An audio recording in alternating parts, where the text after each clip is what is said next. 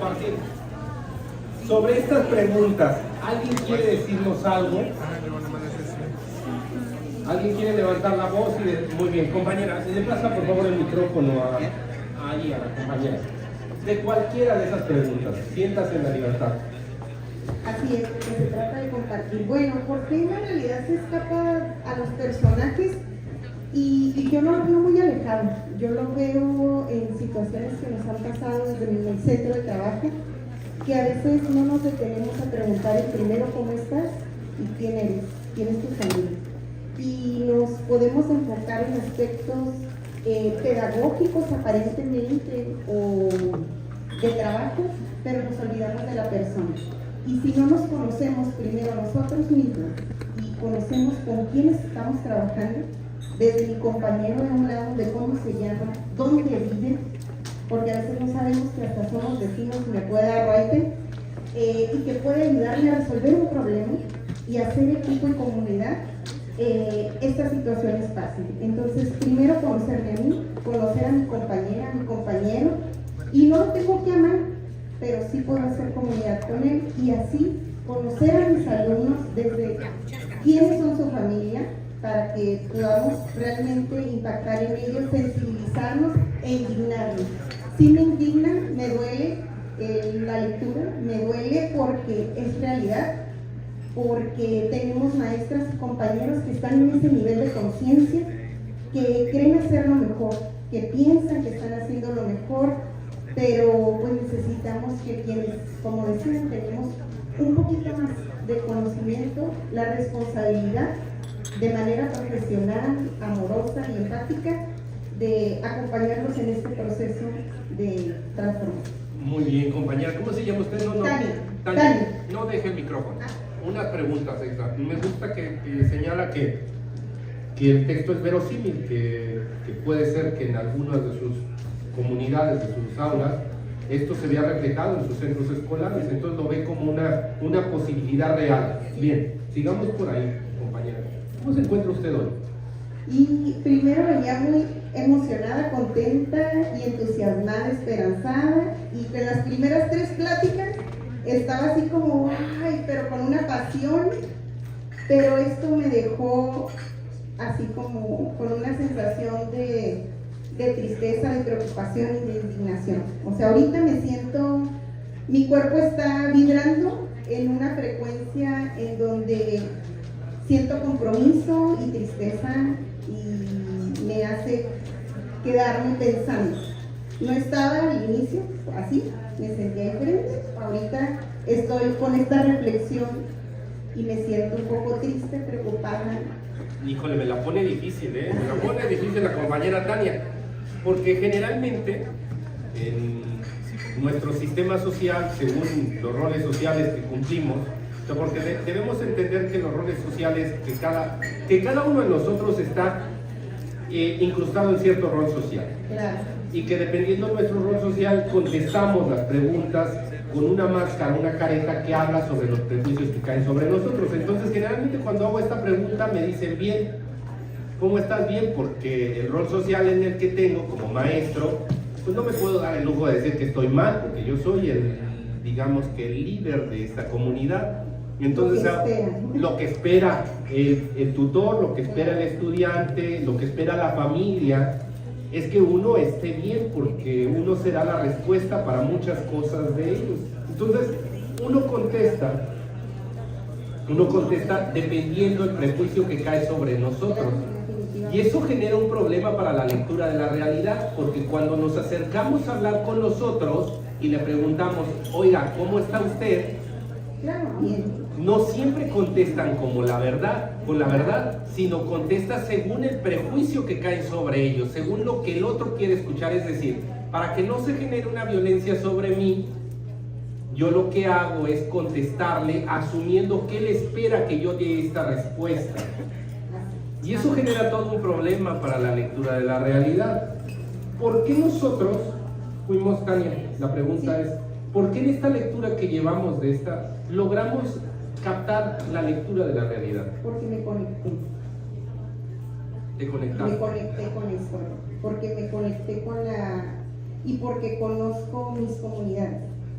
y mis pequeñas comunidades donde trabajo y conozco la historia de los directores a los que nosotros apoyamos en nuestra zona escolar y pasan situaciones y que gracias a la pandemia y todas esas sesiones de trabajo que se hicieron que nos proporcionó la Secretaría de Educación Pública en relación a trabajar con la persona, nos hizo abrirnos y conocernos de manera diferente. Entonces abrimos espacios para comunicarnos y yo conocerles realmente y saber que algunos de los que estábamos ahí se nos habían fallecido, coincidíamos, estábamos batallando por medicamentos, o sea, hubo cosas que nos unieron como comunidad y nos hicieron conocernos y sensibilizarnos, y creo que fue una preparación para esto que viene ahorita, pero lo lamentable es que no en todo se da y que es una preocupación, porque una cosa es que lo hagamos con los directores y las directoras en mi zona escolar, o yo lo platique con mis maestros y maestras o compañeras, amigas,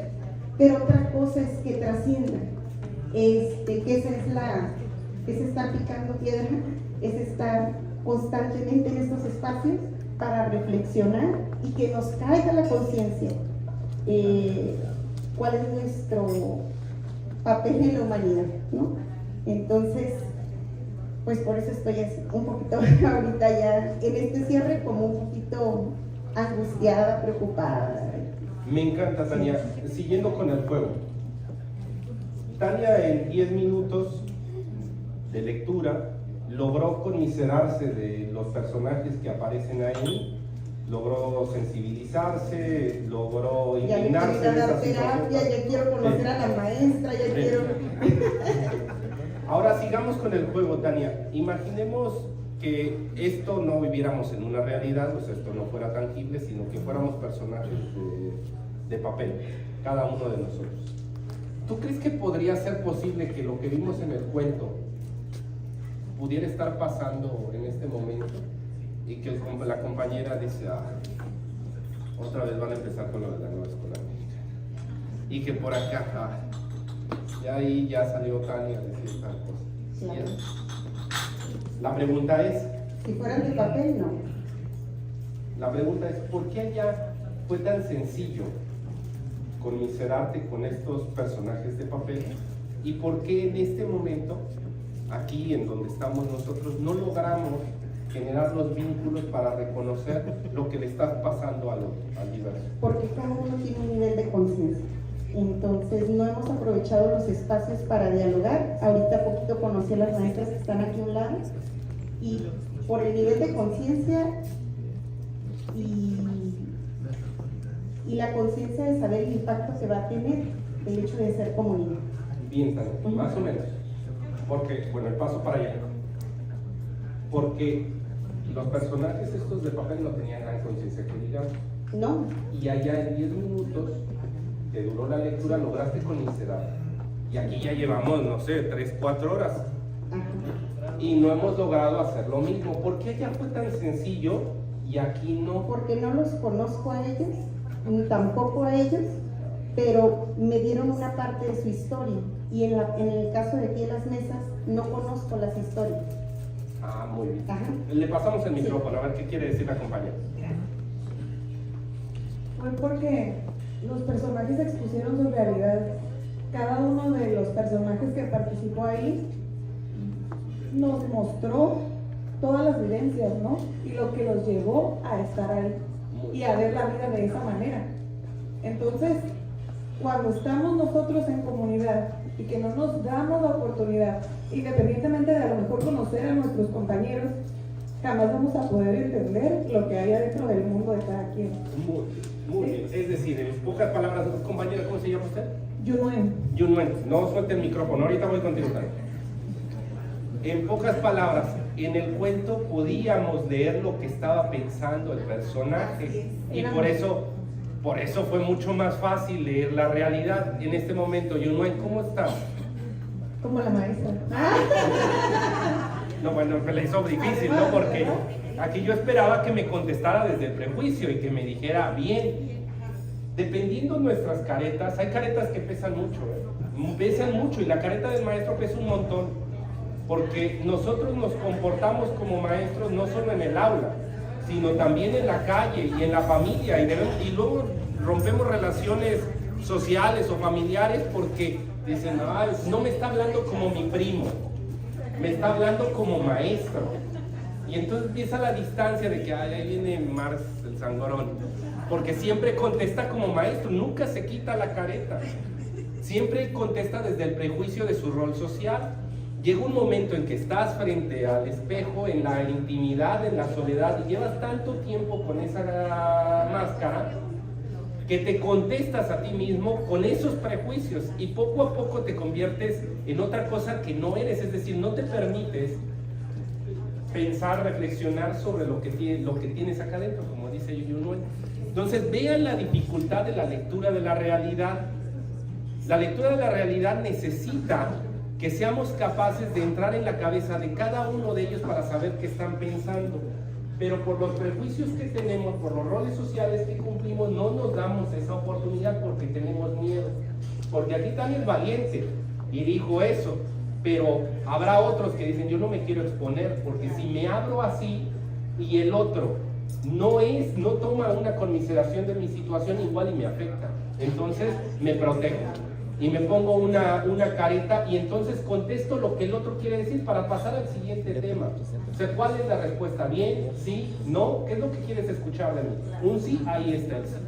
O sea, ¿cuántos de nosotros tenemos relaciones con personas cercanas a nosotros, ¿no? De 20, 30 años de vivir con ellos, de levantarse todos los días. Y todavía hay cosas que hacen que uno no entiende. Que no sabe uno qué tiene aquí en la cabeza, qué está pensando, y que sigue siendo un gran misterio aquella persona con la que he convivido 25 años. En algunas cosas, en otras, poco a poco va abriéndose, va teniendo confianza y voy entendiendo por qué hace lo que hace con el paso del tiempo. Pero aquí la pregunta que sigue es, ya vimos lo que se requiere para la lectura de la realidad, entonces ¿cómo lo vamos a alcanzar en nuestras aulas? ¿Cómo vamos a lograr, si no tenemos la habilidad del escritor de plasmar lo que está pensando cada una de las personas reales, cómo lograremos entrar en ese cerebro, en esa cabeza, para poder ver lo que está pensando, o leer lo que está pensando, escuchar lo que está pensando, y desde ahí empezar a conocer al otro, al diverso, y de ahí empezar a conmiserarse y generar indignación de su situación? ¿Cómo le haríamos? Y después también. Pues yo creo que va a realizarse un diagnóstico efectivo de la realidad de nuestro contexto, ¿no? Ocasionalmente los maestros estamos acostumbrados a seguir el mismo camino para llegar a la escuela y a veces no nos damos cuenta de lo que hay alrededor. Y por ahí, en una de las situaciones concretas que puedo mencionar referente a la zona donde trabajo, es las calles de los alumnos no están pavimentadas, ¿no? Entonces es un fenómeno real aquí en Tijuana, que los alumnos no asisten a la escuela cuando llueve. Y no es porque no estemos los maestros presentes para dar la clase, sino porque el 99% de los alumnos que van a mi escuela vienen caminando. Y claro que no tienen accesos ni facilidades para llegar. Entonces no es un hecho que podamos solucionar nosotros, que sí podemos gestionar como directivos y demás, pero está fuera de nuestras manos, ¿no? Y fue uno de los problemas que a lo mejor pusimos ahora en el plan analítico, con conocimiento de nuestro contexto. Y lo mismo a grande como al pequeño escenario, ¿no?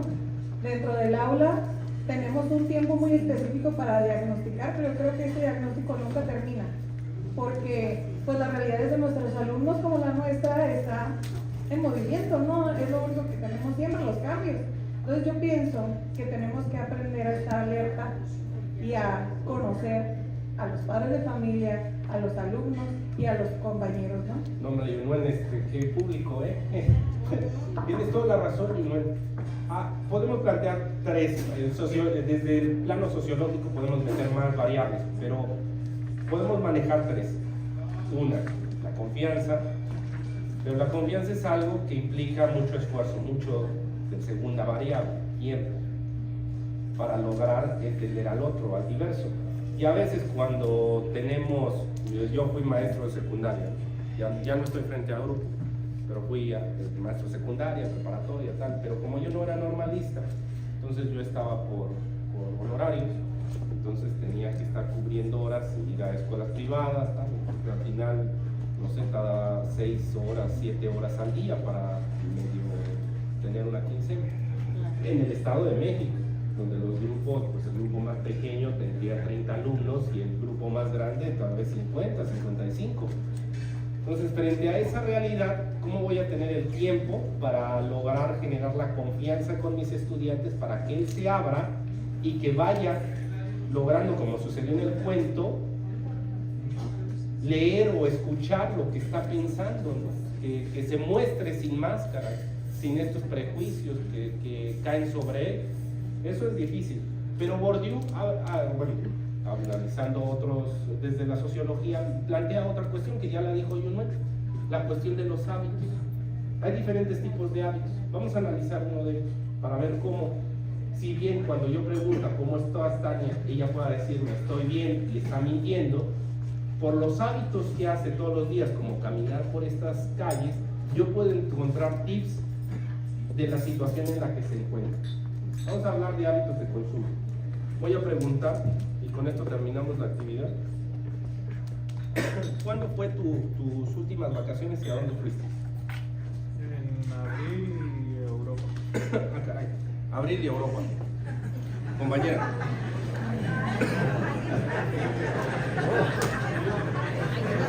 Compañera.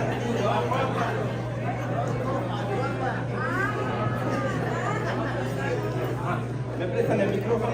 Bueno. A ver, compañeras, que escuchen. Como a principios del año pasado y fue 3-4 días a fines. A fines. Compañera. En abril del año pasado y fue a Michoacán. Michoacán. En abril del año pasado a San Blas. A San Blas. Compañera. En abril y fue a La Paz. Muy bien. A La Paz. Esta última vez. Sí. En diciembre, que fue el periodo de sembrino, de vacacional, y de encierro en mi cuarto porque me enfermé. Muy bien, compañero. Igual la misma situación.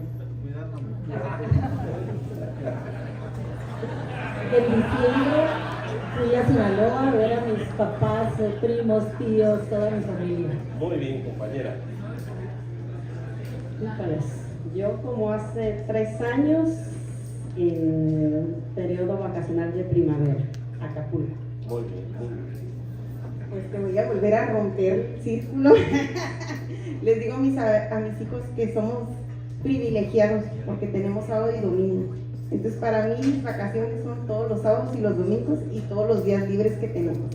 Entonces mi último fin de semana de vacaciones estuvimos en casa y fuimos a Estados Unidos. Muy Un bien. ratito a pasear. Muy bien. Y último. Igual. Muy bien. ¿Vieron los hábitos de consumo? Fuera del compañero que me saca de los hábitos, ¿por qué no me dijeron Madrid, París, Pekín, Berlín? O sea, ¿por qué esos lugares? ¿Y por qué no me decían el martes, el miércoles, o por qué no me dijeron febrero? O sea, ¿por qué en época vacacional? ¿Por qué no fueron a Oslo? Pues tampoco tenemos Ah, exactamente. las posibilidades. Si yo le pude preguntar a Tania, que eso hacemos en las clases de sociología, y le decimos, ¿usted qué clase social es? La mayoría de estudiantes dicen clase media.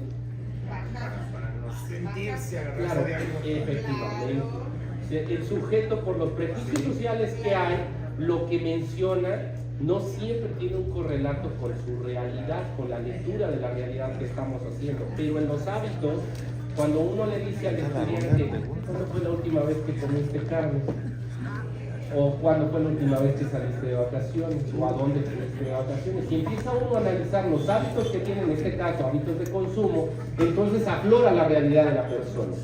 Por más que el sujeto quiera generarse un relato, una fantasía de su vida, por la manera en cómo camina, cómo habla, la entonación, la manera en cómo viste, la manera de las calles que transita, la manera en cómo se relaciona, empiezan a aparecer tips de sus hábitos.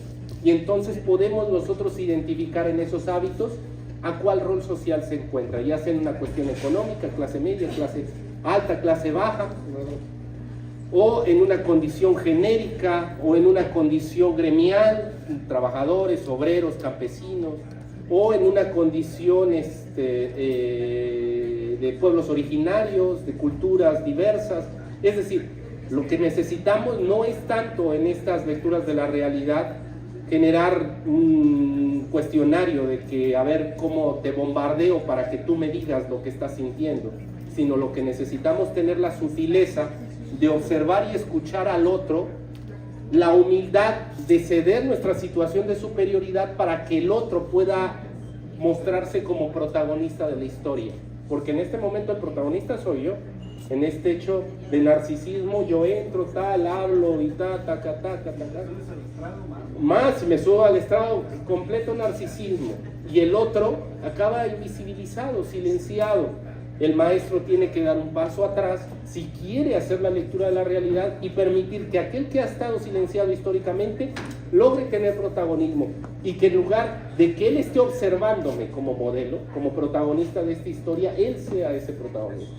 Y empiece yo a distinguir en sus hábitos la reflexión, o sea, a través de la reflexión de los hábitos distinga la realidad en la que está viviendo, y después de eso conmiserarme de su situación, indignarme de su situación, y después de eso empezar a codiseñar para transformar la realidad de los sujetos.